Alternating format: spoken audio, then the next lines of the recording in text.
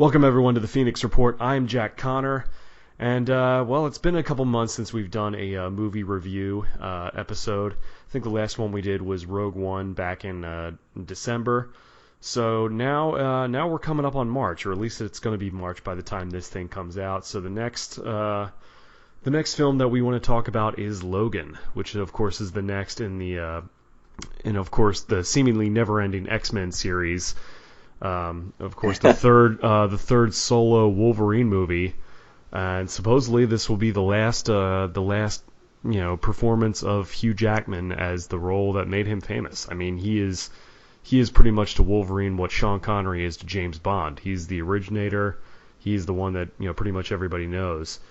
The buzz on this thing is that it's been the Wolverine movie that everyone's waiting for, and this and that, and it's his last one in the role. So it should be interesting to see how this goes ahead. I guess it's based on the comic book Old Man Logan, or at least it takes some inspiration from that, but it's supposedly its own thing. I'm not really even sure where to start with it, because as we record this, it is Tuesday, March 28th. It is Tuesday, February 28th, 2017.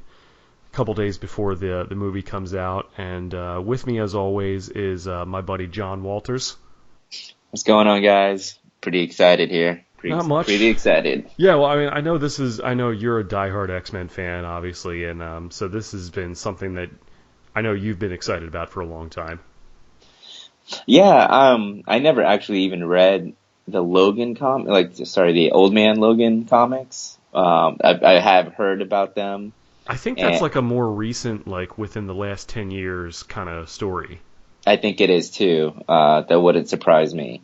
So I didn't get a chance to kind of dive into that, but you're right. I think they're taking iterations of it, because apparently the real story, it's like it involves a whole lot of like Hulk in it, and just like several. I think Hawkeye and Hulk are like kind of the two main co-stars, you could say, in the storyline. Yeah. No, I'm pulling up the information about Old Man Logan right now. That came out or I should say that was published in 2008. So yeah, I mean, I guess for us it's relatively recent, because it's not something we grew up with. I think you and I were probably in college by the time that came out. Oh yeah, we were graduating from college. Pretty much. So not to date ourselves too hard there, but that's where we're at. Yeah. But yeah, no, I think, I guess, if it took place in the comics, you could have stuff like Hulk and Hawkeye and She-Hulk and other characters like that. This is a Fox movie production, so they don't quite have those characters to play with. Right, exactly. But of course, you do have the other X-Men characters to have in the movies, and of course they have Patrick Stewart in there, Sir Patrick Stewart, which, from what I understand, this is going to be his last run as Professor X. He says he's done after this. Yeah, I have to believe him on that one. I would believe Patrick Stewart is more done than Hugh Jackman is done. That doesn't mean I think that Hugh Jackman is going to play Wolverine again, but I think there's a slight chance that you can see Hugh Jackman as Wolverine in the Deadpool movie. But as far as Patrick Stewart, I think he's done. I think this is it. Like, this is a good last hurrah for him, I'm thinking. Yeah, pretty much. I know that this is going to be this is going to be a hard R. From what we hear, it's definitely going to be rated R, and supposedly Hugh Jackman took a pay cut in order to make sure that it was going to be. Is that right? I didn't know that. That's what I'm seeing here, according to the Wikipedia entry here. Wow. Which thankfully it doesn't have any spoilers on it as of the time I'm reading this right now. Man. So be careful. Just be careful. No. Trust me, I know better than to do that. But yeah. Because I think I just quickly listen to a non-spoiler review. I didn't even listen to the whole thing, but he said, like, please do not get any spoilers from this movie. Please, just don't. Please enjoy it. That's what he said. So that's pretty exciting. It seems like there's a lot that we don't know in this movie, or we haven't seen you know, that they showed in trailers. We don't. That's just like the tip of the iceberg, so to say, which is exciting. Pretty cool. Yeah. So, yeah. I mean, this one definitely looks like an interesting. I mean, I should say this thing looks different than anything we've seen before when it comes to X-Men movies. And even if you include Deadpool in that, I mean, yes, this one's going to be rated R, but I should say this one is directed by James Mangold, who directed, I believe he directed the last Wolverine solo movie, which was just The Wolverine from 2013. Right. He did. Which, really underrated movie, by the way. I think. I think that movie was really good to me. I enjoyed that, and I liked the fact that it was a platform to where you have stuff like Apocalypse, where it's like you talk about these big world-ending plots, you can get into more personal, like character-driven stories, and I think that's definitely what this is going to be. I mean, I really don't even know who the villain is going to be in this one. It's mainly. I believe it's Sinister. I mean, Mr. Sinister. I can't confirm that, but I believe that's what.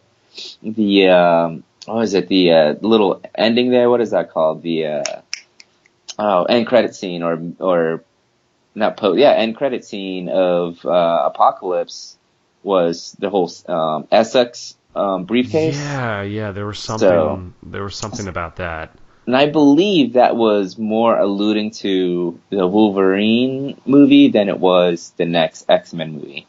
And it kind of makes sense because in the Apocalypse movie, he's stealing like all that DNA and data from what they had Wolverine in. Remember that he was in the lab? So he's stealing all that. Yeah, they had the cameo in Apocalypse where he was already fully like Weapon X kind of thing. Right, exactly. And so he's stealing all that, and apparently in Logan, he's kind of facing other so to say mutants that are similar to him. I think that's right. Gosh, I've kind of tuned off Logan for a little while, and it's all coming back. I believe that's what it is, that he's facing other like people that are kind of similar to him. Even the girl R22 is practically, has his mutant gene. So right. So I'm checking out like the synopsis is like, okay, this is what they call a near future, which again, and this is like one of my big pet peeves with the whole X-Men movies. It's just the continuity is totally jacked. Like, it is the jacked. timelines are just all over the place. I don't know what is canon, what isn't. This one supposedly it takes place in, I guess, the near future, whatever that means. Yeah. It says one in which no new mutants have been born in 2 decades. Okay. And Logan's powers for some reason are dwindling. He's starting to get older. He doesn't quite have the healing factor. That was kind of the vibe I got from the trailers, at least. Right. Right. I mean that is in the. You know what? I've read a little bit. I think I did read a little bit of Old Man Logan.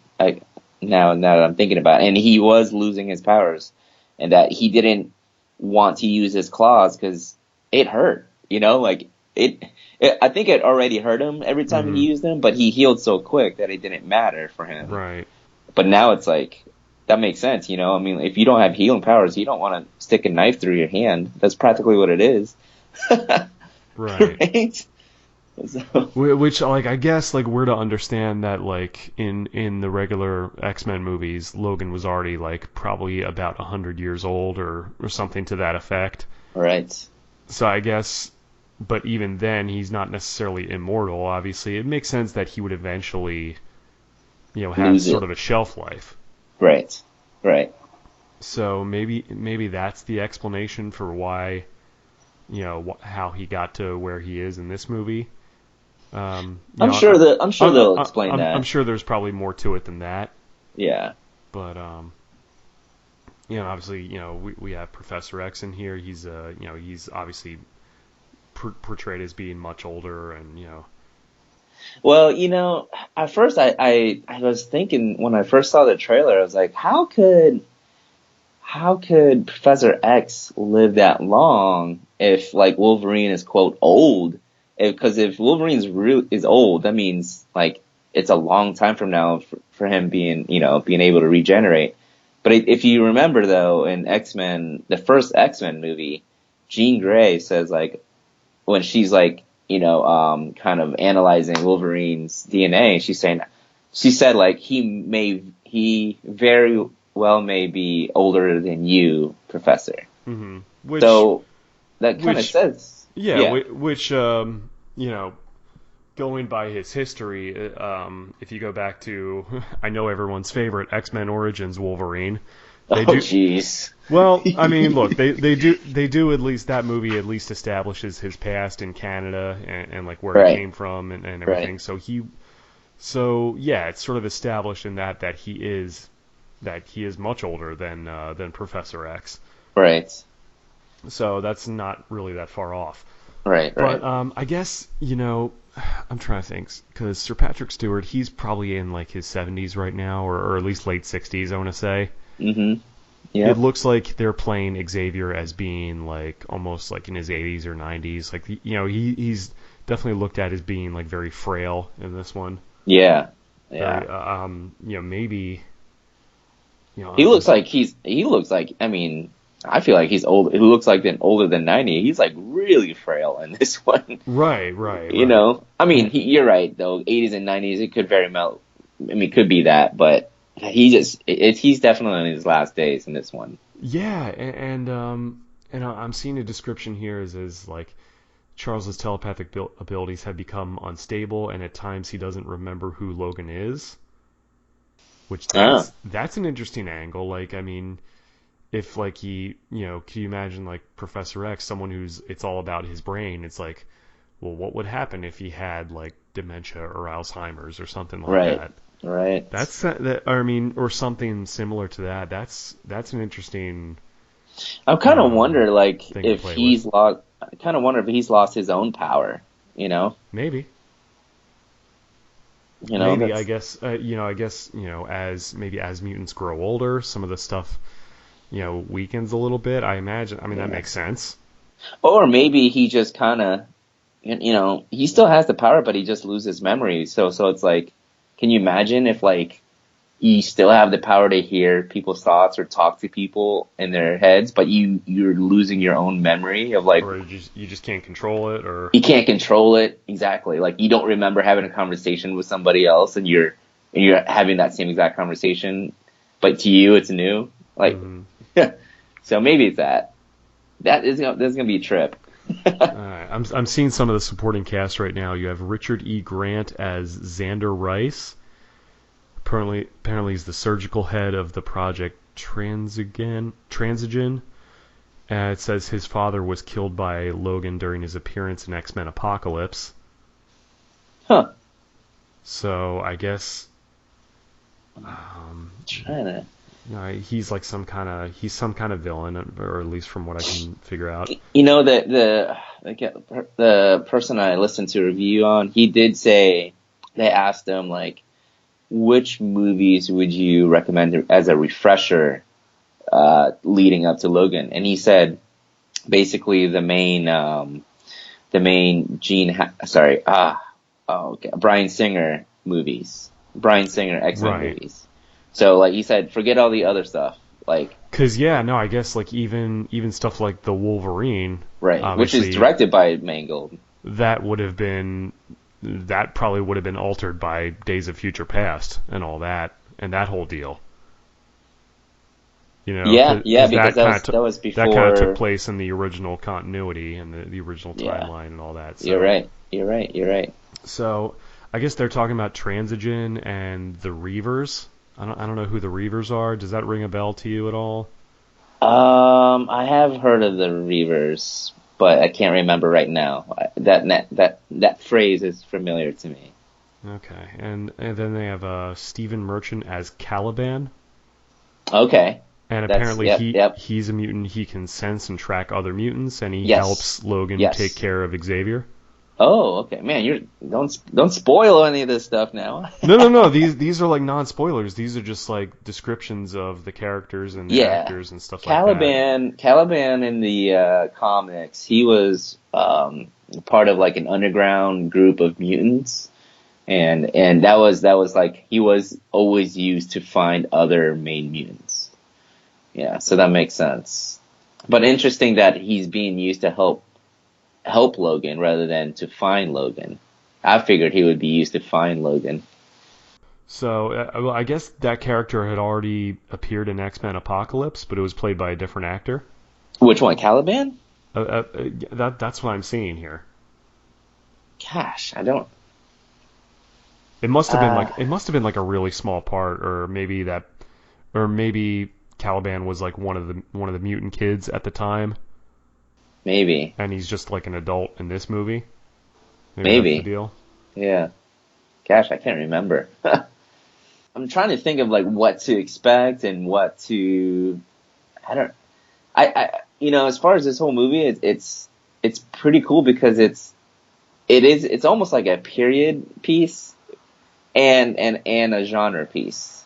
It's like it's a Western. Pretty much everything that they've shown, it looks like a Western, and a period piece that it's like in the future. So that's you don't normally see that a future Western movie. Okay.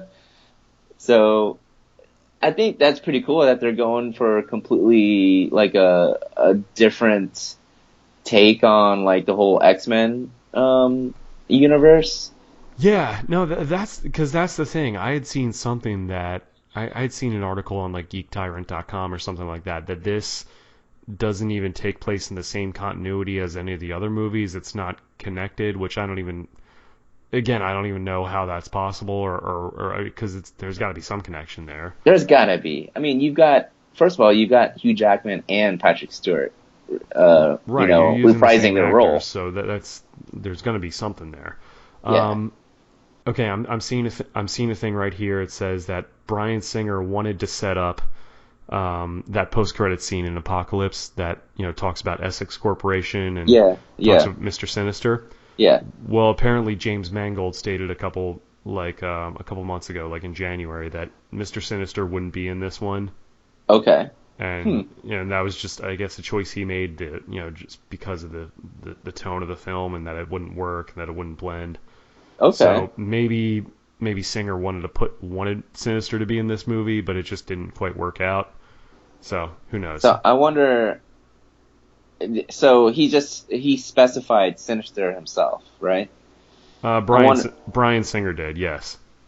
I mean, like Mangold specified, like he didn't want Sinister in Logan. Apparently, yeah. He just said that the character would not be appearing in the film, and that was Okay. that. Okay. So I wonder if like they'll use Sinister in the next X-Men movie, or That'd be my or guess. not. Because I know that. Because doesn't Bryan Singer want to do another one at least, or like one that's set in the '90s or something like that?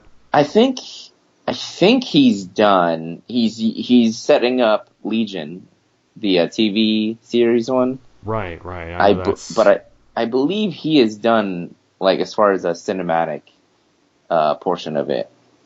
I believe, but he did set up like for the next one, so that they can get another director.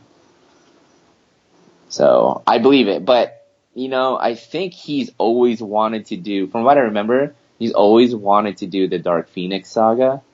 Right. And he didn't get a chance to do it. And then obviously, Brett Ratner did the third one, right. which he did the Phoenix, but it was a completely different type of Phoenix than what we're used to. Right, yeah. No, it was like a version of that, of course, and a lot of people like that. And yeah, and so I think, with Singer coming on, it's like he had to reset, and now he had to set up again for Dark Phoenix. So maybe he will come back, because he finally set himself up to use his own Dark Phoenix saga. Yeah, so maybe you're right. Yeah, no, I mean, as I understand that's what they're going to do for the next X-Men flick. But yeah. But yeah, no. As far as this one, Mr. Sinister's not going to be in it, so at least Huh. now we know that. But so yeah, so we have the young girl. I guess her name is Daphne Keene as X-23, Hmm. who I I have remember no like. clue who she is. Well, I mean, I remember X-23 being described as like Wolverine's quote unquote daughter.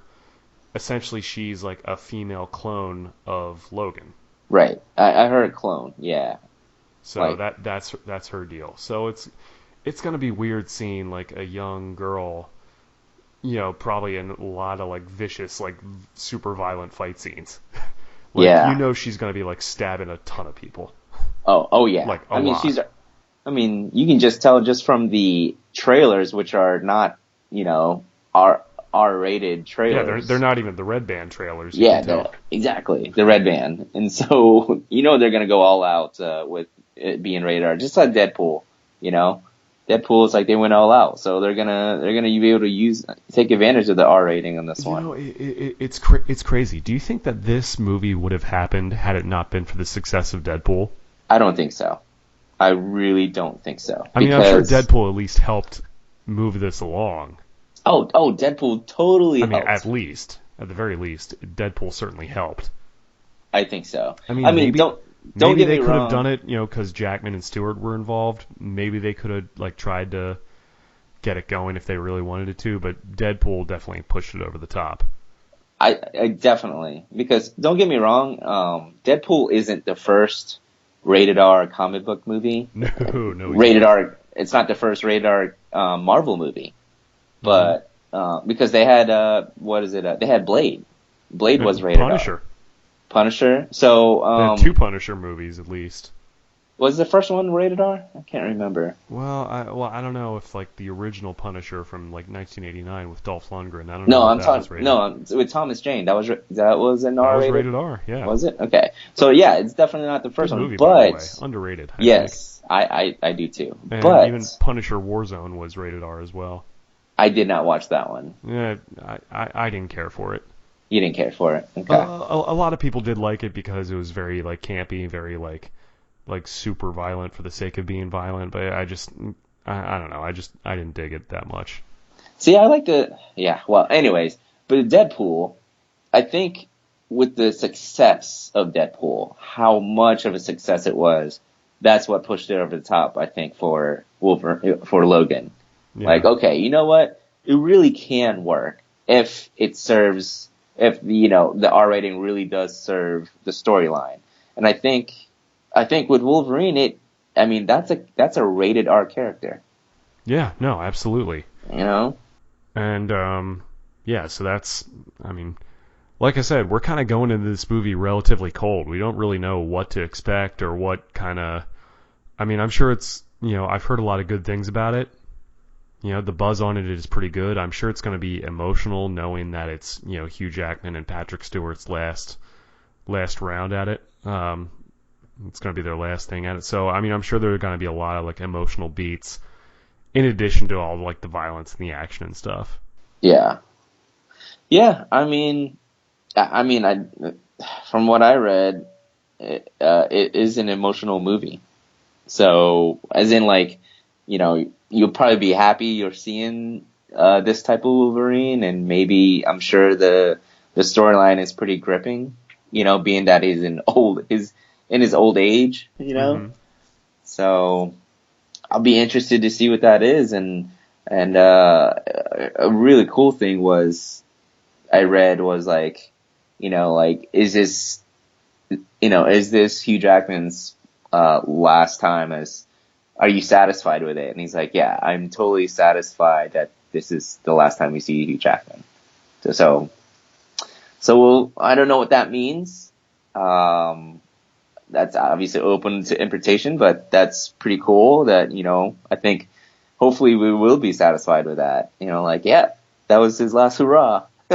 Well, I mean, it's definitely cool to have like an actor who cares enough about the character he's playing to really be that emotionally invested in it, Yeah. And you know what? I have to say, I've said this before, but I think Hugh Jackman is gonna be harder to replace as Wolverine than it is going to be replacing Robert Downey Jr. as Tony Stark. Yeah, no, it's, thus far he's been the only cinematic Wolverine or really live action Wolverine people know. From So all the way from what was that, 99? 2000, yeah, when 2000. the first. So that's a solid 17 years. Jeez, man, that's crazy. Yeah, so that's a hell of a run. I mean, yeah, it's definitely gonna be big shoes to fill. I mean, Yeah, I can't imagine being the next person to do that. yeah. That's I mean, of course, as with all these characters, someone will take it over. Someone will. Yeah, you're right. You're You right. know, it's not like they're gonna stop Logan stories. No, but I it's mean, just like, that's just the way these things go. But yeah, no, but it 17 definitely. years, and he's been the only one we know of as Wolverine. Yeah. That's gonna be super hard to And follow. he kind of made it his own. Really, Yeah. like Oh, yeah. he didn't necessarily fit the description of like the classic Absolutely not. classic comic design, but he just did it so well, and it worked. If we had social media back then, like we do now, like you would swear like it was the end of days. We would be like, he's not tall enough. Oh, no, he's too tall. That's what I meant. Yeah, no, he's way too tall. Wolverine's supposed to be short, and right. He doesn't even sound Canadian. He sounds American. Yeah, exactly. Oh my gosh, the uproar would have been tremendous. But you know what? You're right. He made it his own, I mean, I will always look at him and be like, "That's Wolverine, man. That's what Wolverine looks like." It's always a cross between him and whoever the actor was who did the voice of him in the '90s animated series. Oh my gosh, yes. That was just like another like definitive take on Wolverine. I agree. I'll always hear his voice. That voice I'll always know as Wolverine. Of course, yeah, he's like what Kevin Conroy is to Batman. Yes, that's another good one. Apologies, I don't know the name of that actor, but I'm not going to look it up right now. But yeah, so I mean, this is a pretty good place to be as far as we're going into Logan relatively cold. Don't really have a ton of expectations, other than it's just, I think these guys are just going to go and just give a really good performance. And that's really all we want with it. Yeah, really, that's it. Not only a good performance, but storyline. Give us storyline, like good character development, which I mean, everything that I'm seeing in the trailers, it looks like it. It really looks like it. Yeah, just give us a good story that makes sense, or as much sense as it can, and just take us there for 2 hours. That's all we ask. Oh yeah. Do you think he makes it out alive? Oh, that's a good question. Because I think they did something in the comics recently where he died, right? Yeah, he died in the recent one. He same thing. He lost his powers. There was whatchamacallit, like a not a manhunt, but what do you call that when you put a price on somebody's head? Like a bounty, or thank you. There was a bounty on his head, and with him being on the run, basically he had to defend himself to the end. And wow. And like I think in the end I believe he was like covered in adamantium, like, and that's how he died. Jeez. He was just covered in it, and like he couldn't heal anymore. Wow. I mean, so it's like, so you had like a statue of him, basically. I mean, that's. I mean, as far as Wolverine, that's not a bad way for him to go out. You know what I mean? Yeah. It was crazy. It was a little sad the way they did it too, because he was dying and like on his knees, and then he got covered in adamantium. Yeah, it's crazy. Yeah, that's a good point. I mean, for all we know, he might not make it out. I don't know what I'm trying to think what it would. I mean, Hugh Jackman says this is going to be his last hurrah. Does he want his character to just be like, yeah, this is it. Like, this is it. I don't know if he wants that or not. I mean, it would make sense to be like, you can kill my guy, my iteration of it. So that way the next person, it's completely a fresh start, you know? Right.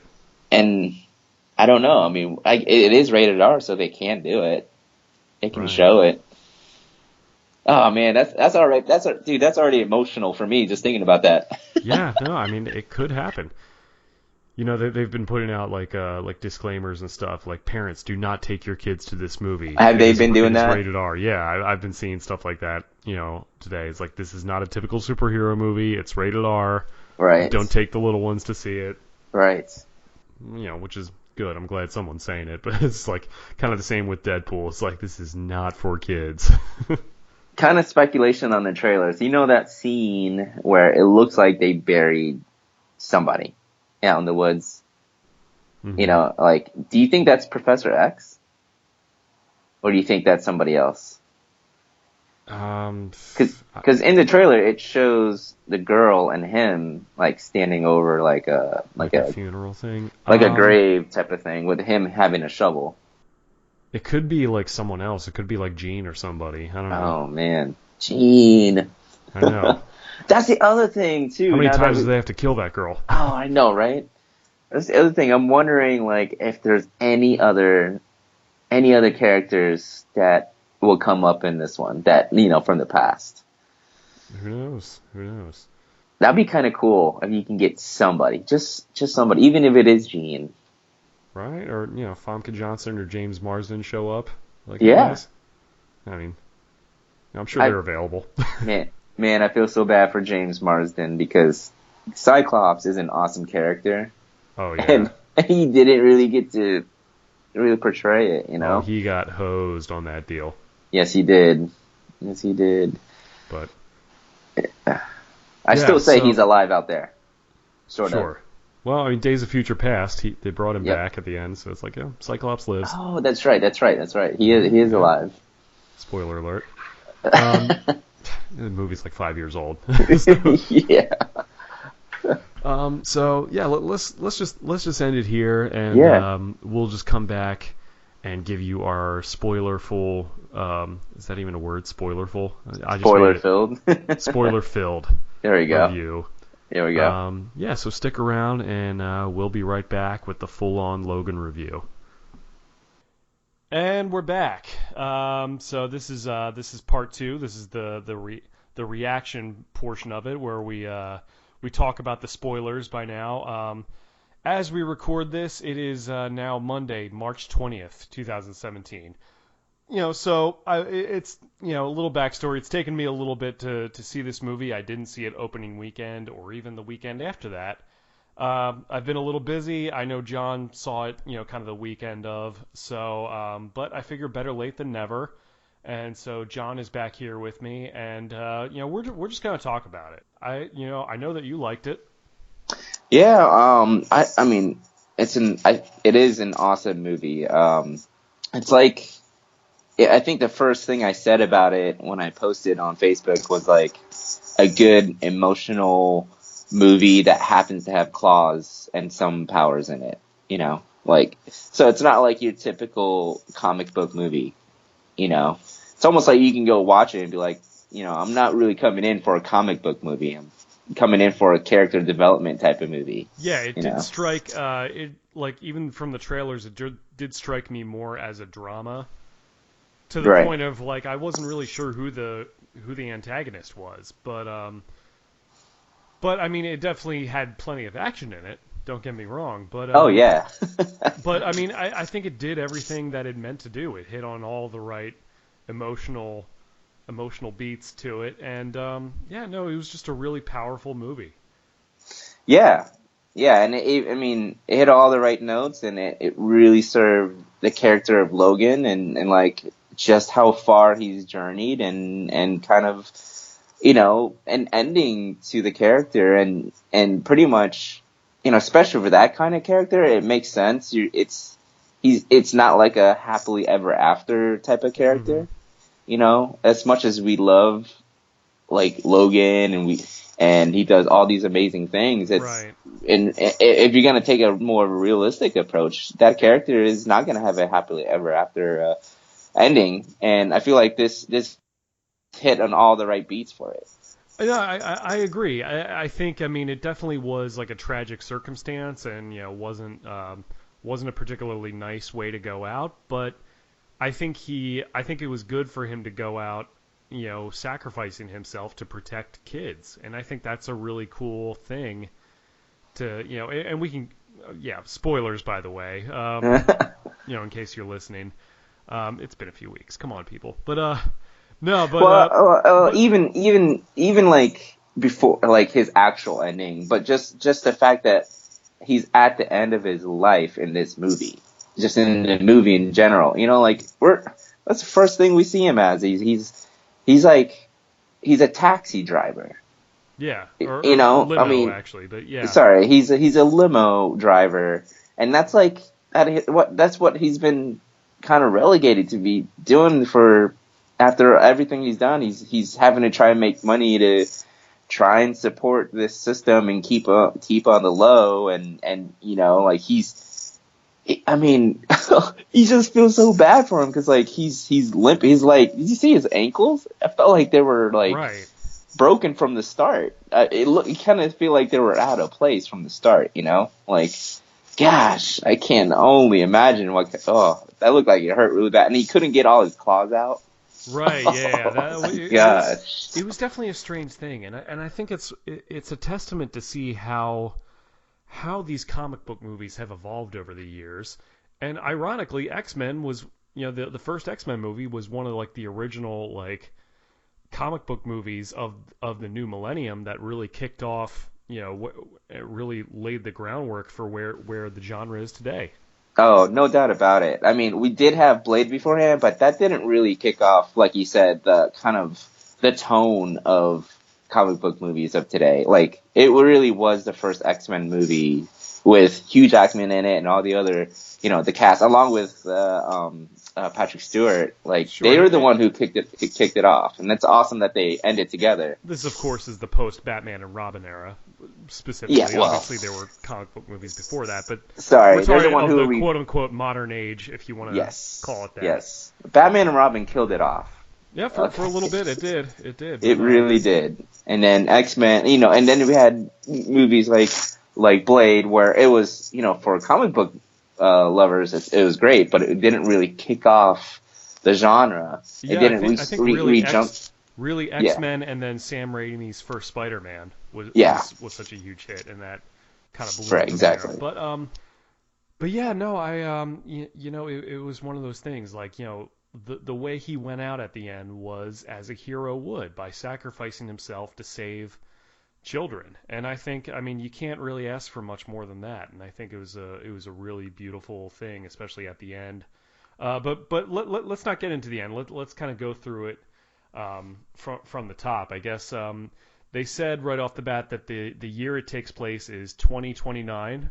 Which is that right? Did we see that somewhere? I only saw it once. Yes, opening I know day. You're a few weeks. I know you're like about a week or two out from seeing. I'm like 2 weeks away. 2 weeks. No, more than 2 weeks. Wow. Okay. Yeah. Okay. Yeah, it's more than 2 weeks. Yeah. Go ahead. Anyways, it did say it was the year 2029, so which isn't that far away from where we're at now. Did you actually catch that when you watched it? I did. I remember seeing that, and I'm also consulting, Wikipedia right now, so that's right. Yeah, I was just wondering if you actually caught it. I don't think I remember catching the year. I think they did say it. I think either somebody said it in passing, or something like on the radio, be like, it's 2029, blah blah blah. Is this still a thing? You know what's amazing is like he having those. I think I might have said this in the preview, but having those claws, I think probably like shortened his lifespan big time. Well, I'm sorry, not the claws. I'm sorry, having the adamantium. Yes. I think he would have lived so much longer had he not had that process done. Right. Because I mean, he already had a really long life at this point. He's over 100 years old. We've established that. Right. And apparently, and according to Wikipedia and everything I'm checking on, they said that it was because the healing factor was gone and that he was getting sort of adamantium poisoning, which is Right. kind of like lead poisoning because it's all Right. throughout his body. So it makes sense, and I guess what I'm thinking of is like his healing factor like became less because of it's happened to work overdrive ever since he got the procedure. maybe no, Right. I don't know if that was necessarily communicated, but I can see how that would.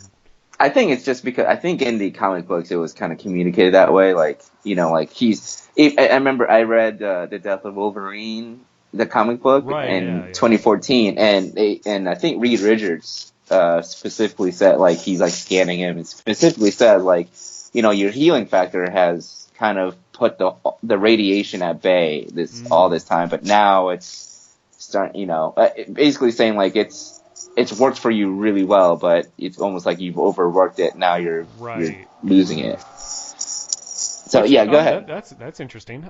Yeah, no, I didn't necessarily pick up on that in the movie, but it's Right. interesting. I guess they had suggested that that Charles Xavier is in his 90s by now. Right, 90s. Yep. And he said he was a nonagenarian. But obviously it was like sort of like onset dementia and some other similar. They didn't say if it was Alzheimer's or what, but it was a similar thing that because he would have a lot of moments of clarity, but obviously his mutation being what it was, any mental illness or any condition that most people would have at that age, you would imagine with Professor X it would be all the more or deadly to people around him. And I think they suggested that that's why they moved to Mexico.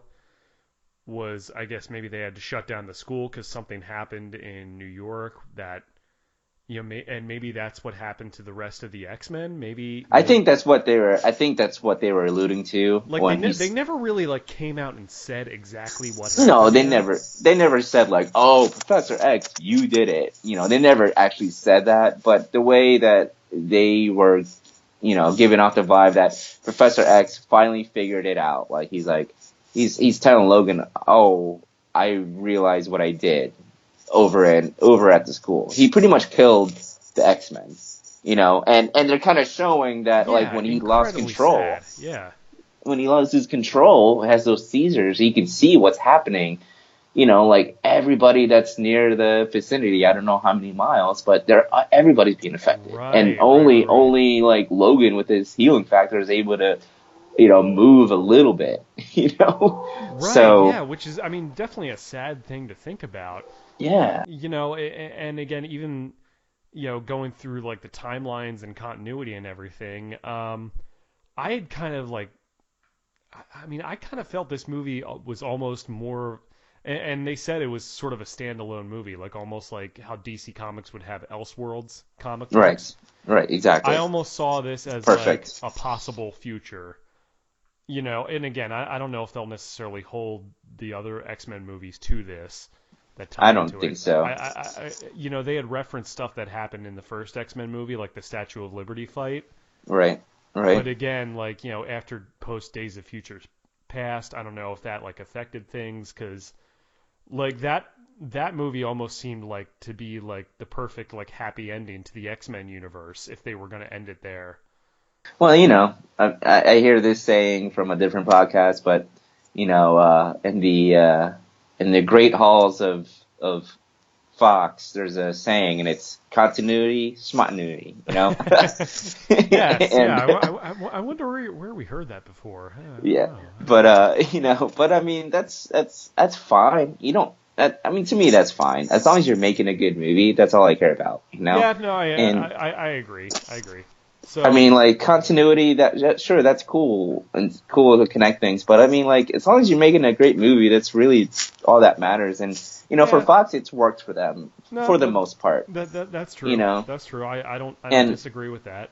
And as far as this movie, it's like I think it worked really well being kind of by itself, where it didn't have to reference the other stuff, and you don't have to connect everything. They did a really interesting thing where it's like they incorporated a lot of that classic comic book art Yeah. into, which was like a really like meta moment there that they had there, where it's like in their world, somebody actually produced like X-Men comic books, which Yeah, that's pretty cool. And you know what? It really works with the movie. which was like really weird because it was in the style of like the 70s 80s classic X-Men comic books. Obviously they didn't say Marvel Comics on the front of them, like Oh, it didn't? the label, it said X-Men Comics group instead of the classic Marvel Comics group, Oh, I didn't realize that. which was like Nice. a really interesting thing because I'm like, yeah, I guess that would be weird for Marvel Comics, quote unquote, to exist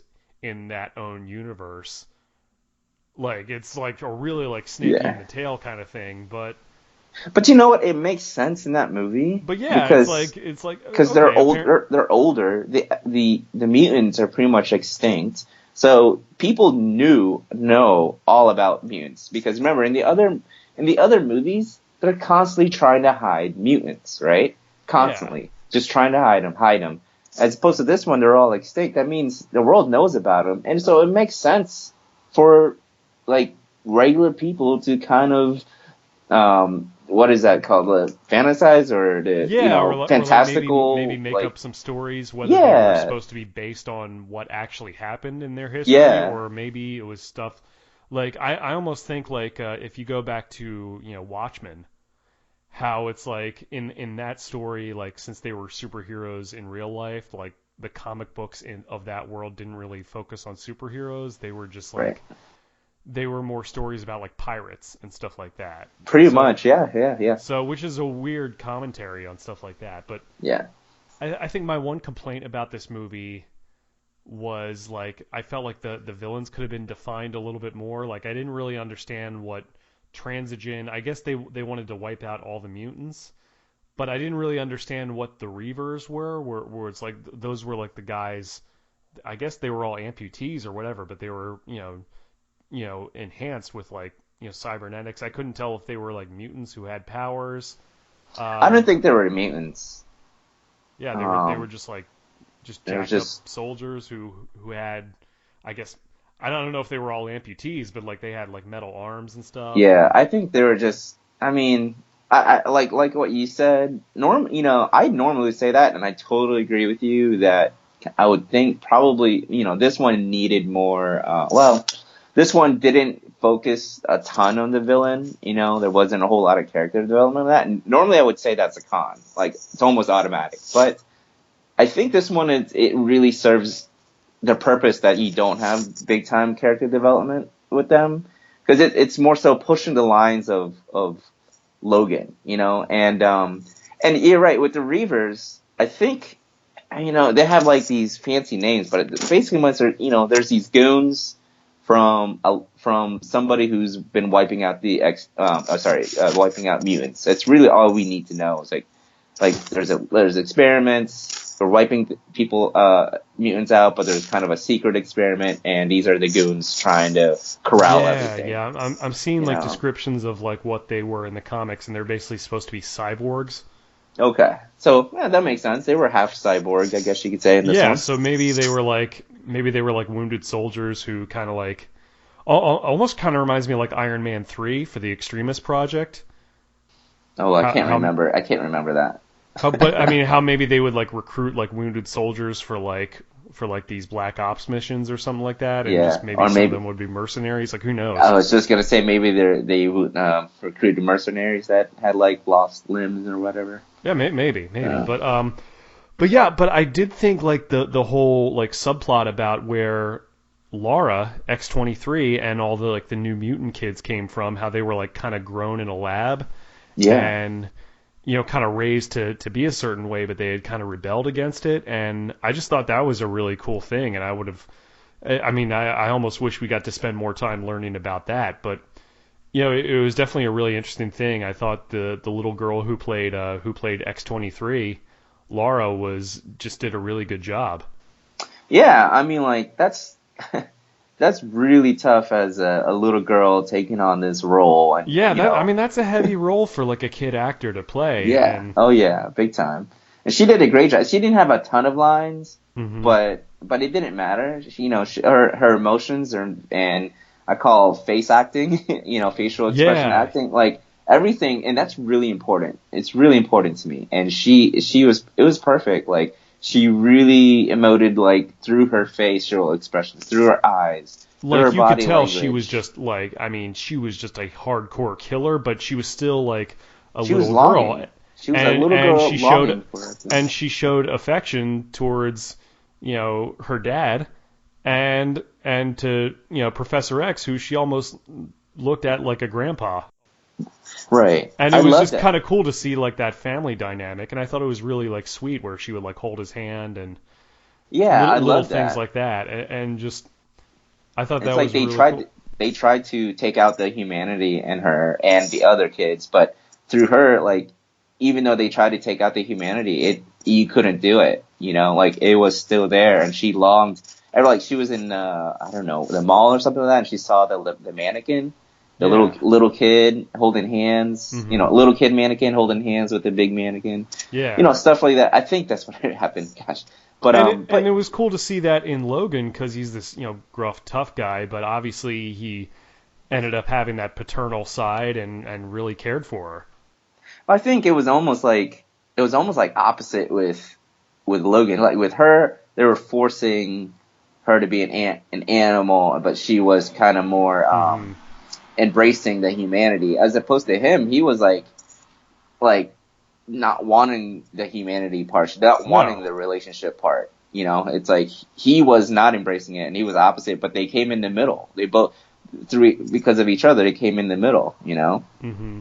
I thought that was cool. And it was just really tough. I mean, I thought it was a really good. Just the acting all around was really great. I mean, I just so much emotion that he said about that whole thing is like it's like bad things happen to people I care about and stuff like that. And I just that was I mean that was kind of tear jerking, really. Oh yeah, oh I yeah. mean, because he was talking about Gene and Scott and Storm and all his friends and Oh everything yeah. and Oh yeah. maybe Mariko Yoshida if that's even a thing in the timeline, but all Well, that sort. it doesn't even matter. It's just the fact that we know it doesn't matter if it's connected or not. We just know Yeah, from you can believe him. Like I mean, everything, every especially time that he gets him close. being over 100 years old. Obviously, he's almost everyone he knows has died. Yeah, and most likely because of him, not necessarily that he killed them, but because of him, they were in danger and they Right, died. and yeah, probably not Yeah, a lot of them live to old age. You know. exactly, exactly, exactly. So that kind of hardens your heart growing up. I'm sure that Absolutely, that's I'm hard. That's sure. hard. I'm sure. Yeah, and yeah. So they also had. I'm trying to think of some of the other characters. They had Caliban in the movie. I didn't really know a lot about him. I For guess for he's. the fourth time and or whatever in the franchise. They've had the Caliban like several times. It's so Have they funny. really? I'm. Yeah, he was in X-Men Apocalypse. Yes, yes, he was. Um, Man, I feel bad. I totally forget his role in Apocalypse. I'm, I'm, he it I'm was looking pretty back. much. He worked with Psylocke, Yeah, he and worked with Side. Well, yeah, he was like so it the. must have been just a really quick, you know, really Well, it quick just goes to appearance. show. It just goes to show. It just. I mean, I just saw X-Men Apocalypse recently, so I knew. I know. I was like, oh, that's Caliban, Yeah, but it's a completely different type of Caliban, like sure. completely different. There's the character, personality, everything was different. Well, yeah. So Well, plus, I mean, that movie took place in the '80s, and if you wanted to, you could take the leap and be like, well, this is 2029, so it's a long ways away from that. So, but I mean, yeah, it doesn't really matter. I no, thought no, it doesn't. It doesn't. I thought he was a good character, very kind of funny to see him and Logan bicker a little bit, but obviously they both cared about Charles, so that was And you know cool. what? I was glad they they didn't have him as like a weak old mutant. Like they showed that for a majority of the time, and when push came to shove at the very last minute, he took matters into his own hands, and like he was gonna go down swinging. So Yeah, I like that they did that for him at least. yeah, no, absolutely. The whole bit with the grenades, that was it was crazy. Yeah. But Yeah, so I'm trying to think. So I know that they were trying to get the kids towards to the Canadian border at the end, which I guess my whole question is I was wondering like even if they did, but like even if they managed to get up there without without all the bad guys being killed, would that have really kept them safe? Like, would that have stopped them from finding them? I didn't quite get that. Maybe I'm looking into that a little too hard. No, I totally agree. I actually thought that to myself several times. Like, what's really gonna stop them from hunting them down across the border here on the other side of the mountain per Like they already se? they already went into Mexico. I'm guessing these guys can get past Canadian, customs. you know. Exactly, exactly. But the more I watched, I mean, the more I got into it, I was like, it's not really about the destination. It's about the journey. In this case, where it's like, listen, we have a goal, and a goal is what unites us. A goal is what gets us through. And yeah, maybe this place isn't real, but you know what? This is how we can keep the fight going. That's the way I took it eventually, as we were, as I was watching the movie, because I thought that I was like, what's really gonna stop them? What is this place even real? If it's not real, then what's the point? No, well, then I thought it's like the point is you have a journey together. I didn't immediately think that, oh, well, there's no way, Logan is getting out of this, alive. I was thinking, I'm like, okay, well, it's possible he could get killed, but it's also possible they may be setting up something where it's just like an ending where he just becomes like the new Professor X and basically like watches all the kids and they just, kind Yeah. of helps them. And which I would have been fine with that ending too, but, it was what it was. Right. They said that, I guess the main bad guy, Dr. Xander Rice, Mhm. um, I guess they had alluded to the fact that his father was killed during the original Weapon X, Right. Right. Right. Right. program, which I mean, which obviously we saw two versions of that happen in the different movies, but yeah, so I could see like sort of the personal motivation Connection for there. him to to Yeah. not have a lot of respect for mutants or maybe even Wolverine specifically because it was Yeah. him. Yeah. But yeah, that was interesting. And I loved when you said about him. I loved kind of I don't, the realism in this movie from how Logan is physically at this age and why he's that way to like Professor X living but yet going through the seizures and the consequences of everybody around him because of these seizures. I love that they showed that, like they showed like how bad it could be, like what it would look like. And the same thing with the bad guy. I forgot his. He just named him the professor, the doctor. Dr. Xander Rice. Xander Rice, like if he was out there on the field confronting Logan, like at his darkest hour, and you Hmm. think you're gonna get out safe? No, like Logan took the chance to kill him, and he did. Like, bam, shot right in the head. It was Yeah. like at first I was like shocked. I was what? I was like, that is exactly how it'd go down. This isn't happily ever after. Why are Yeah. you out here on the field? You know, like. I don't know, the whole realism, it makes everything made sense. It wasn't just like, well, here's some powers. Well, I mean, and I know that comic book fans are waiting for this for a while, and I'm sure Hugh Jackman was for a while because it's like I think because of the R rating, you got to see Wolverine go like Oh my full goodness. berserker mode one last Oh time, my goodness. That and was, just if the that's not facial Berserker expressions and mode. everything. He was just, it's one of those things. I think knowing that it was going to be R rated made it a little less shocking going into it because I know for me I'd kind of mentally prepared myself for stuff like for there to be a lot of violence and stabbing and stuff like that, and Right, right. so I wasn't totally like shocked by the language and the violence and stuff like that. So Yeah, yeah. You were mentally prepared, for sure. yeah. You know, there was definitely some gruesome parts. There was a good twist, which I like.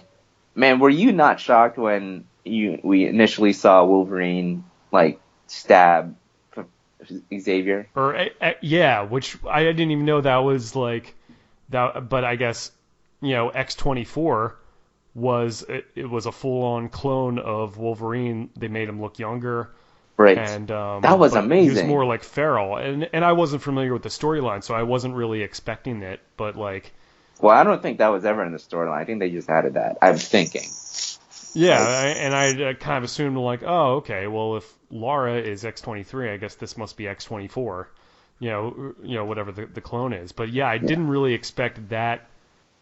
Were you? I mean, were you shocked when you saw when he put his hand up there and that claw came out on his heart, or were you thinking like, oh, it's a dream, it's a dream?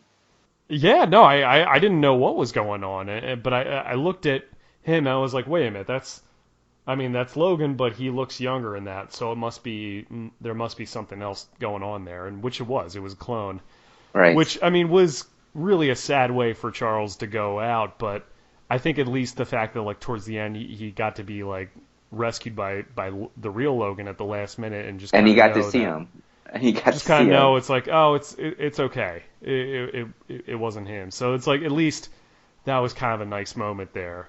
Yeah, I'm glad they gave us that moment because that would have been too. That would have been too much. That would have been too sad. That his literally the last images in his life is Logan killing him. Like that Right, would and have it's been like his horrible. best friend taking him out. Like that Yeah. ain't right. No, I'm But glad they gave us that moment. yeah, and I liked I liked the family there, the Munsons. They were the farmers that they ended up. But it was one of those things where it's just like, man, I knew as soon as they went into their house, I'm like, oh, there's no way that they're not going to get killed. And like you just knew that they were going to bite it. Oh yeah. At first, I remember I was like, "Gosh, why are they spending such a long time on these horses?" Like when the horses came loose, I was like, "Why are Right. we spending so much time on his family?" I mean, And I was like, I'm just glad we didn't get to see like graphic footage of like horses being hit by trucks. Like we didn't, that would have been unnecessary. "But it's okay to see graphic images of people being stabbed and Well, killed." no, I'm not saying that's okay, but it's just like at least that serves a purpose in the story. I'm like, That's I true. don't need That's to be, true. I don't need to be seeing horses being torn That's apart true. by trucks. That's true. That's Like, true. I mean, Yeah. what would that point of that be?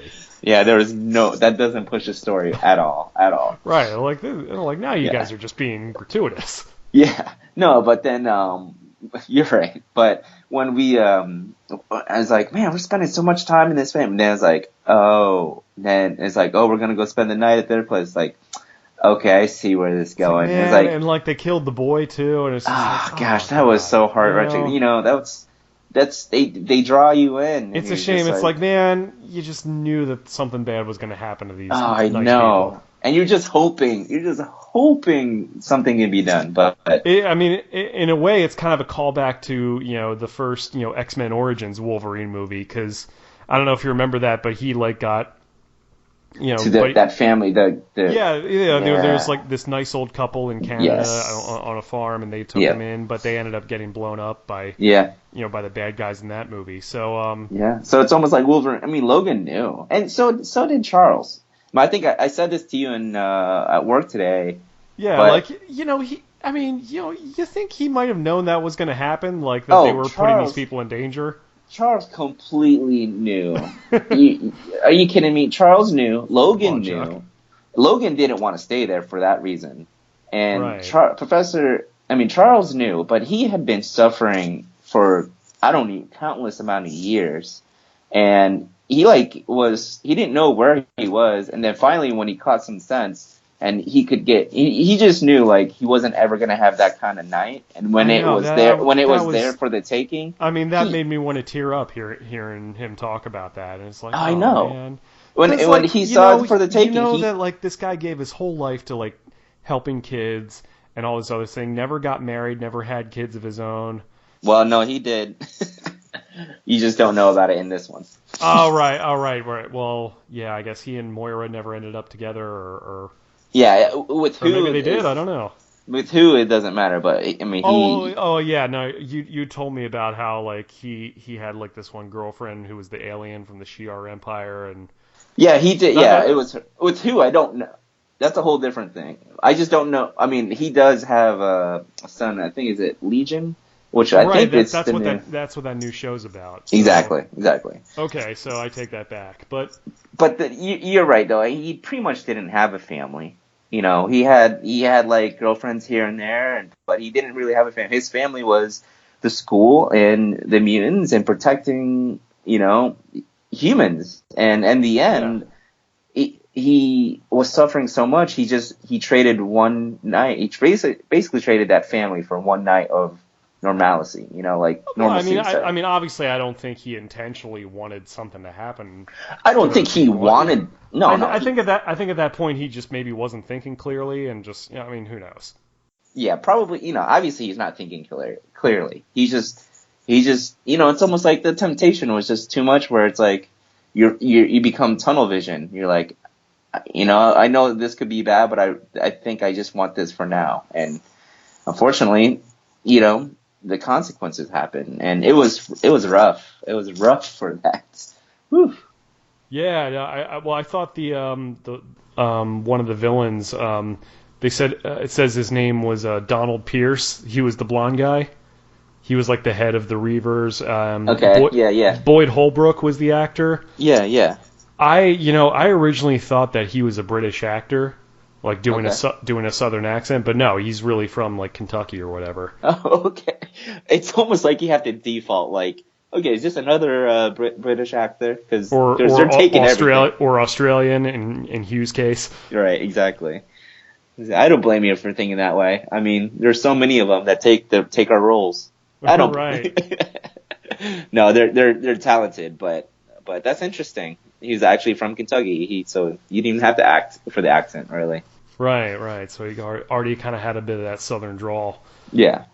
Yeah, no, I you know, and we've kind of, you know, hit all the big plot points on there, but yeah, no, this was a really good movie, and just you know, a really good way for this iteration of the X-Men to go out, you know.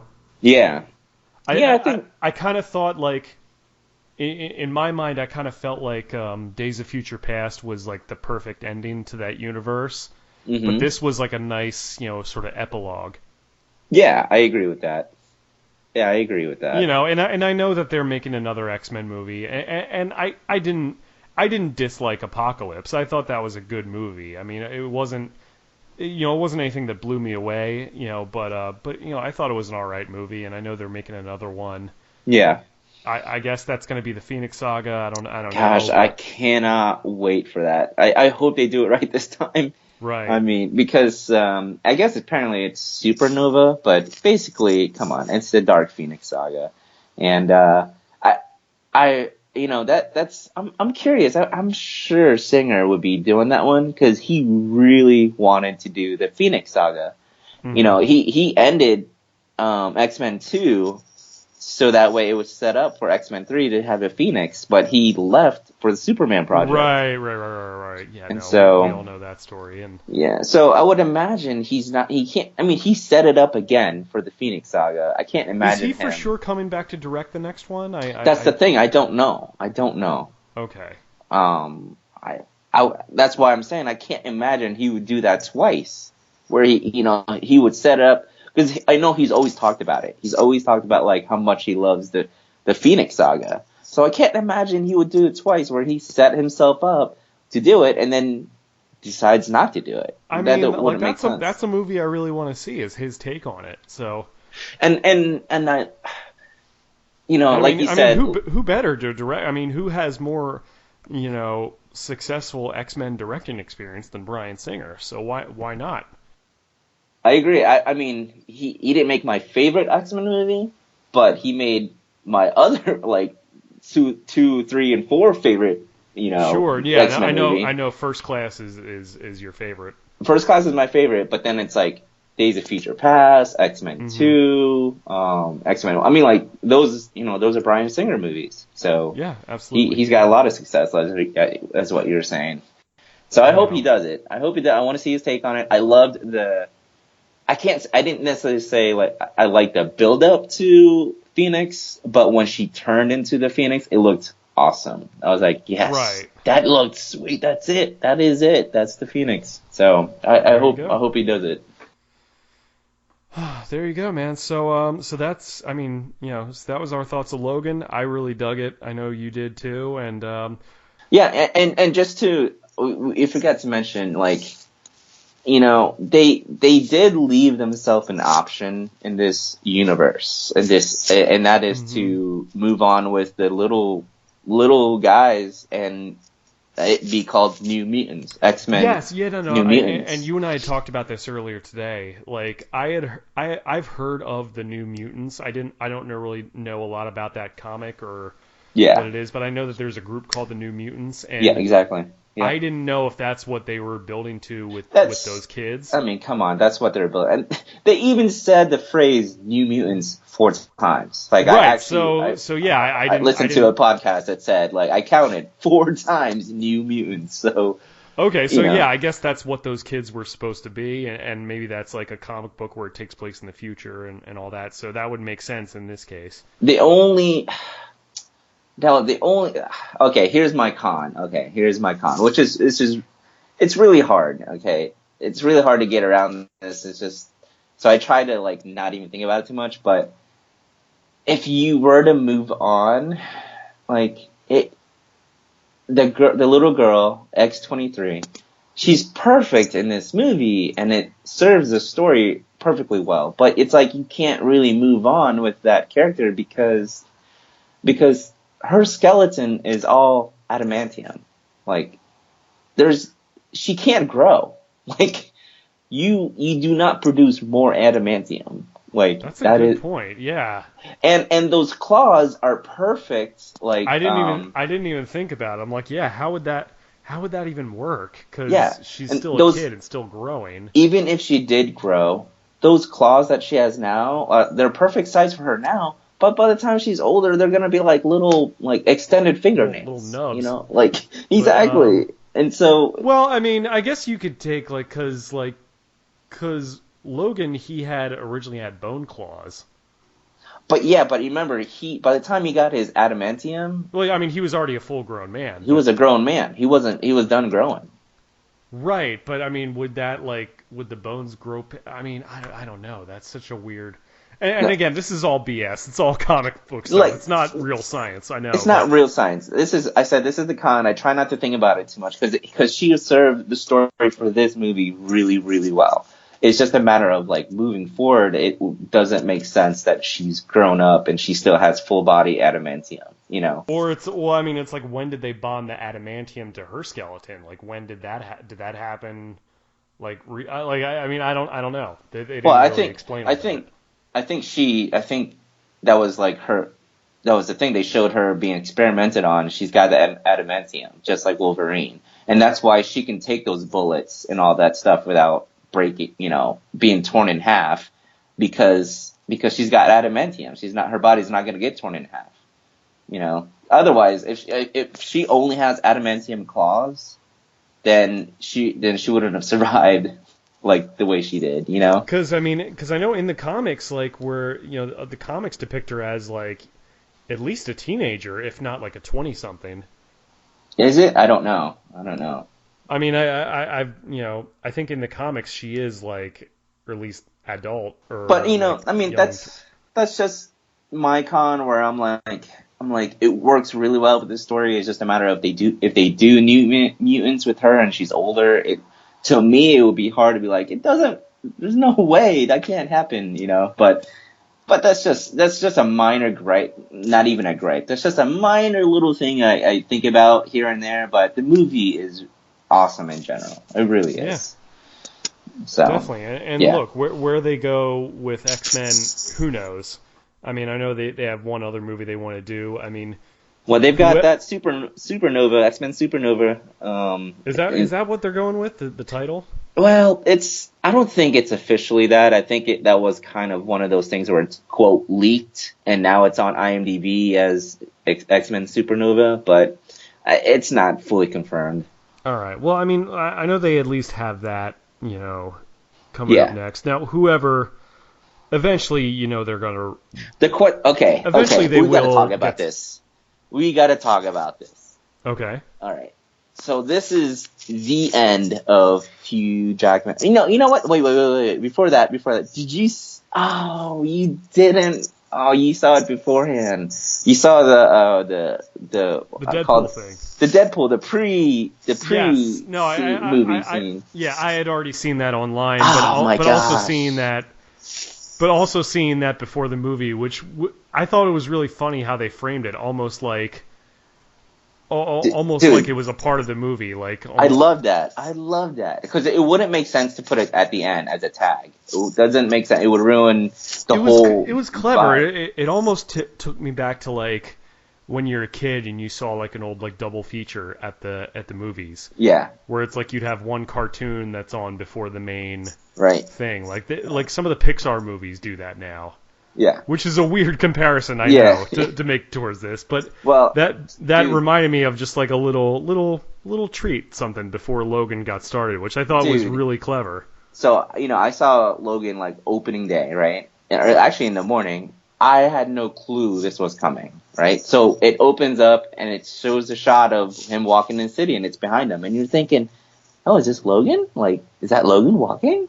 I know you must have been freaking out, like, oh my god, it's Deadpool. Yeah, you're just like, who is that? And then all of a sudden you see his face, you're like, oh snap! And then like the whole bit goes on. Dude, I was dying in the Oh my theater. gosh, and the Superman references were funny. Yes, and for us, we love Superman, so it's like it kind of hits a little bit more where it's like, this Sure, is perfect. Like, like to have a spoof where it's like, to me, it honors Superman, where it's like you can spoof it as opposed to making fun sure. of it, and like, oh man, I was dying so And much. they had like little things in the background, like Logan was on the movie poster, like which Logan was was it? I didn't see it. yeah. Oh And gosh. it also had something on the phone booth where Yeah, he was well that changing. It said Nate Summers coming soon. I love that. I love that Nathan Summers or something like that is coming Yeah. soon. And I love that because he's confirming like, hey, I didn't just say Cable is gonna be next. Like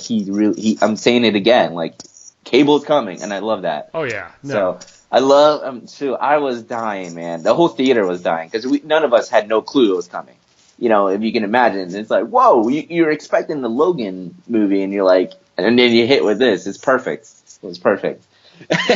And then okay, so now that we've gotten to the end of Hugh Jackman's run, like Hmm. just it's just a quick speculation or play a game of like, who do you think will He be would come back. next? He would come back to hang out with Deadpool on screen. Okay, do you think you do about that? Do you think he'll do that? Or I mean, and I think if there's one thing that could make him come back and do it one more time, that would be it. and you But know what? I think he could do it without putting on the claws. Like almost like in X-Men Days. I'm sorry, X-Men First Class. How he had that cameo. I mean, like he was constantly referenced in the first Deadpool movie. Not Wolverine, but Hugh Jackman himself was referenced in Right, there. right. Even if he like came back as himself, that would be enough. Exactly. That would be awesome. That If he would be came back awesome. playing the part of Hugh Jackman in that Hugh Jackman. universe, Yes, that would be because awesome. clearly he exists in there as well. So And then the other thing would be, I think he would do it. oh Now yeah. the other thing would be is, who do you think the next Wolverine would be? Just for fun. Obviously, we have no clue. This is Oh, I speculation. mean, I don't know. Like Do you I think they'll think go with a much younger person? Like, I mean, I'm talking about like obviously they're gonna go younger than Hugh, but I'm talking well about like yeah. young, or are they gonna go with like, a 30-something-year-old or I whatever? don't know. Like I would hope that they go for. I think a smart move for them would be to go for sort of an unknown actor. Hmm. Because I think if you put like someone like Tom Hardy in there or somebody like Right, right. people kind of know who that is already, Yeah, he's really established. it's always tough to like get a person when you're playing like such an iconic character like that. I mean, not that there aren't exceptions to that rule, but I mean, I don't know. Like I mean, selfishly, I do want the rights for X-Men to go back to Marvel, but that might not be happening anytime soon. That ain't happening, buddy. I You, know. you you actually do want it to go back? You realize if it goes back, we won't get nearly as many X-Men movies. You realize Uh, that? I'm okay with it. You're okay with that? I am, because like it would be worth it to see them hanging out with Spider-Man and Oh Captain man. America. See, I mean, this is you and I differ on a little bit on this, but I'm glad we have several different studios for big universes, because there's such large universes. You have so many characters. Like, it's cool. We get to have all these different comic book movies and enjoy their each universe, as opposed to like if you have one universe, there's no way one studio is gonna do, like, they're already pushing things to the max at 3 movies a year. There's no way they're gonna be able to do more than that. Right. I mean, it's a shame they can't like strike up a deal with Sony like they did for Spider-Man. But Okay, yeah, I'd go with you on that. Maybe like an Elseworld story where they're like, quickly you get to see, a team up or like a collision course of the 2 universes or whatever. I mean, yeah. Who knows? As long as it was a good story, that's all that matters to me. But that's just my personal preference, because I mean, without rebooting the universe entirely and having no connection to the old, I mean, I don't know where they go from here, but I'm taking them movie by movie and just appreciating what we have. To me, I mean, I would like, for me, a front runner to me, I would love to see is the actor Taron Egerton, and he's a British actor, of course, and he's kind of a younger guy who was born in 1989, obviously much younger than Hugh, but he actually co-starred with Hugh. Actually, no. Hugh co-starred with him on a technicality in Eddie the Eagle. The movie Eddie the Eagle. Was he the kid from Eddie the Eagle? He's Eddie. He played Eddie. Yeah. Oh wow. Yeah, he played Eddie. He would be my front runner. He's also he's so talented because he was the main person for the Kingsman movie, Secret Service. Oh, okay. And he was the main kid in that. And it's like, I could have sworn, like, there's no way that's the kid that played Eddie. There's no way. And like, he's really, really talented. And I think he would be I think he's a talent that one of the main studios that are going to be in a race to grab. I'm looking him up now. Yeah, he definitely looks the part. Yeah, I think he would be awesome. I mean, well, apparently he's got a few different things going on right now. Like, I guess they're making a new Robin Hood movie next year. Mm-hmm. Yep. And he's going to be the new Robin Hood. Man, but I'm telling you, this kid is really talented. He's got a future ahead of him, and one of those main studios. He was in the running top 3 for the Han Solo movie. So, obviously they went with the other guy with kind of a hard name to pronounce, but he's a top talent, and I think it would be awesome for Fox to grab him as the next Wolverine. He is, yeah. And you know what? He is shorter than Hugh, so all those people complaining about Hugh being so tall, which are minuscule now, which is a small amount. He's smaller. He could fit the part of. Well, there you go. Yeah, because in the comics, he's traditionally kind of a shorter guy. That's true. Yep. I think they could maybe have him give him a little Canadian accent. It's like, hey, What's that all about, eh? Perfect. Anyways, it's all speculation, just for fun. Since Hugh ended his run, and now it's like he's trying to steer us into the direction of like, hey, enjoy who's gonna come next, and so it's kind of fun to figure out like who do they go with, who would you like, all that stuff. Definitely. I'm just wondering if there was anybody that you liked, perhaps. But you don't have to. No, I mean, honestly, I haven't really thought about it. Yeah. I mean, it's it's one of those things that's going to happen. They're going to get somebody else to to play him, and I just care about it being a good movie. I'm not going to try and like be like, oh, he's not Hugh Jackman. Well, of course not. But I've always said, I think out of all the characters in the comic universe, it doesn't matter which one. I think Hugh/Wolverine was going to be the hardest character to replace. It's going to be big. It's going to be big shoes to fill, and I know more so than Robert Downey Jr. in my opinion. Yeah, I mean, because eventually, once he gives up that role, that's going to be a tough. That's another tough one. That's going to be another tough one. I mean, same with Chris Evans. A lot of these guys who have originated the role. That's true. they get held to like that really high regard, like Yeah. I feel like Captain America is a little bit easier to replace. Just not disrespecting Chris Evans, but I think just the character. No, I see what you mean, because he's like Superman, like where it's like it's really about that ideal. He's not necessarily he doesn't have like all the little quirks that like Robert Downey Jr. brought to Tony Stark. Exactly. But yeah, no, with Hugh, that was an amazing run, and I'm just glad I got to live through it. Nine movies in 17 years. That's amazing. Like, that's amazing. I don't know if anyone else has that kind of run. And you know what? And this was before like the big universe jumpstart. Like, this was before where we ever knew that there was going to be so many comic book movies that it was going to thrive. So that's amazing. He stuck with it. I mean, there have been 3 different incarnations of Spider-Man since he started. Think about amazing. That. That's nuts. 1, 2. Oh my gosh! Yes. Think about that. That is crazy.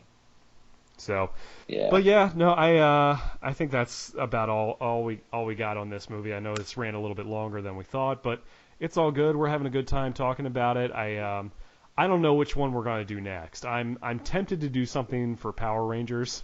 Do it.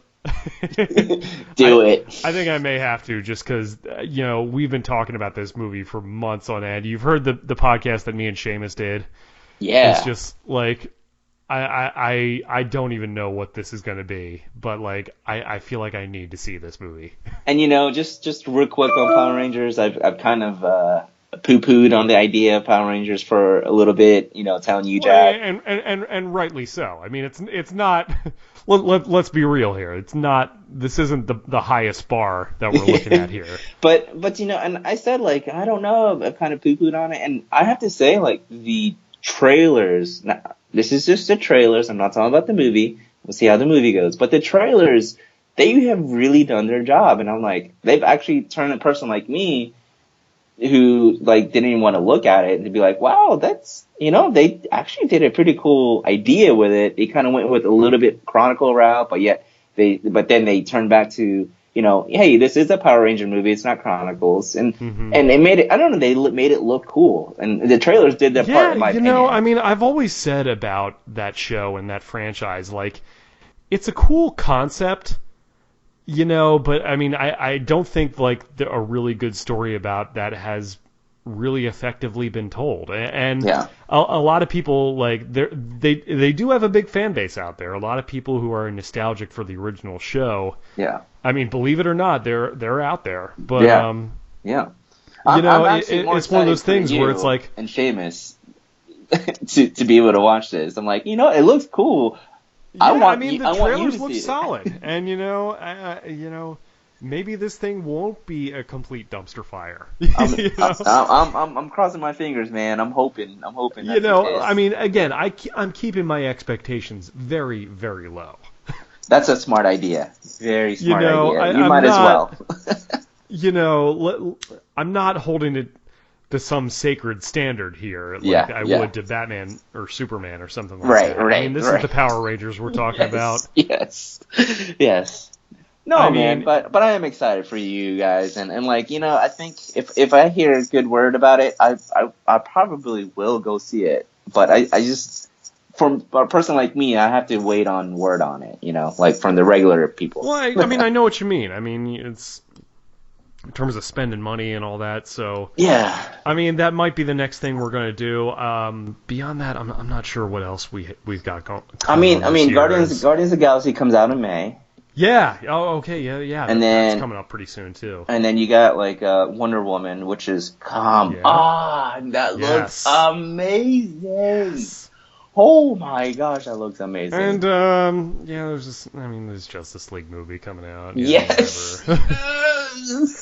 Justice League Thor Ragnarok, dude, that's gonna be amazing.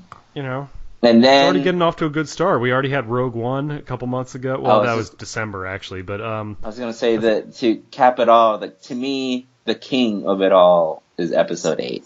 Wow.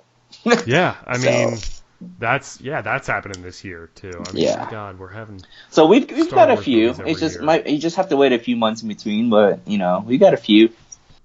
Yeah. And anyone listening, if you guys have any special requests, things that you want to hear us talk about, Yeah. which I mean, by the way, if you're listening to this still after all this time, listening to us talk about you, just bravo, you're awesome. But We're no, nerds. but I mean, look, if you have anything you want us to talk about, or like any particular topic, or like maybe an older movie that you want us to look back on, or maybe Oh, do dude, like that'd be a awesome. commentary thing. We've talked about doing that before, but I mean, look, we're all busy and we don't know what people want to hear, and we just want to hear from you. So me and John and all the guys are just really thankful for everyone who's taken the time to listen to us talk about stuff we like, and hopefully you're entertained in the process as well. And I think we'll probably just wrap it up here. John, anything else you want to say before we sign off? Just thanks for listening, and as always, it was really fun to talk movies with you. It is, man. I mean, sometimes I forget there's a recorder rolling, and we're just having a conversation. So Yep. that's what it is. As always, you can follow me on Twitter at jackxconnor. Like me on Facebook, facebook.com/jackconnormusic. My band, www.vertebreaker.net. If you're big into hard rock music, you might like us. And as always, keep posted on what we're doing here at the Phoenix Report. We have all kinds of stuff, whether it's music, whether it's movies, whether it's wrestling, whatever we're talking about. We just hope that you're entertained, and we want you to be part of it. So leave a comment, subscribe, go back and listen to all the other episodes, and let us know what you think, man, because this is all about you guys as well. Well, it's mainly about us. I mean, it's mainly about me. No, I'm just kidding. We're always glad to have some feedback from you guys. So definitely keep listening, keep liking, keep commenting, and just keep up that feedback, man. So for John, I'm Jack Connor. This has been the Phoenix Report. We'll see you later. Bye.